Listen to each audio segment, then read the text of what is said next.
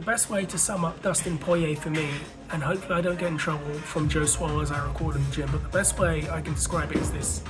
I remember him as a featherweight when he fought Jonathan Brookins, the guy that won the Ultimate Fighter. I remember thinking he was too small for featherweight. I remember when he fought McGregor in 2014 in the Las Vegas card, and I remember the things that were said and the hype around the fight, and the things that McGregor was saying and how he got under his skin and then McGregor beat him. And when you see that, and you see that that person skyrocketed off of your name, it's very easy to sit back and not fully recover from it. But we saw Poirier make the conscious decision to go to 155, a heavier weight class for him. He got 2 fight of the night bonuses. He performed very, very well at 155. He fought Bobby Green, and Bobby Green was saying a lot of things there, and he was able to compose himself.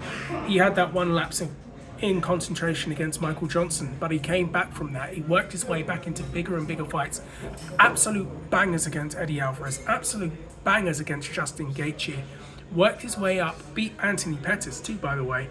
Worked his way up to the point that he won a UFC interim championship. So he got himself a title, not necessarily a full UFC belt, but one nonetheless. Had a main event against Khabib Nurmagomedov, lost that of course against the Supreme Nurmagomedov, but he came back from that again. And that was probably at that point the most publicity he was getting. But he rebuilt himself again, and he took risks. He fought risky guys, young guys that were on the come up, and he beat them.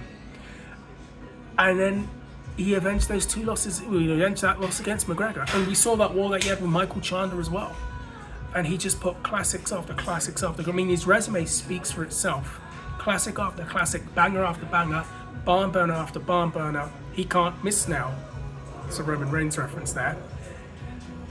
And he worked hard to the point where he made himself a superstar in the sport of mixed martial arts and a relevant main eventer.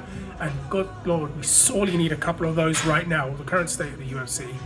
And he avenged that loss against McGregor, and then he did it again. And he's just had classic after classic after classic. And he did it his way. He wasn't forced, he wasn't fake. He was genuine, he was real. I often joke that he's the real life version of Gambit. You know who that is, and showed a really, a very real way to deal with losses in the sport. He never defined himself just by his fight career, because he always said he was many things, not just a fighter. So, sad to see him go, but happy to see him continue further on in life. Dustin Poirier, out to you.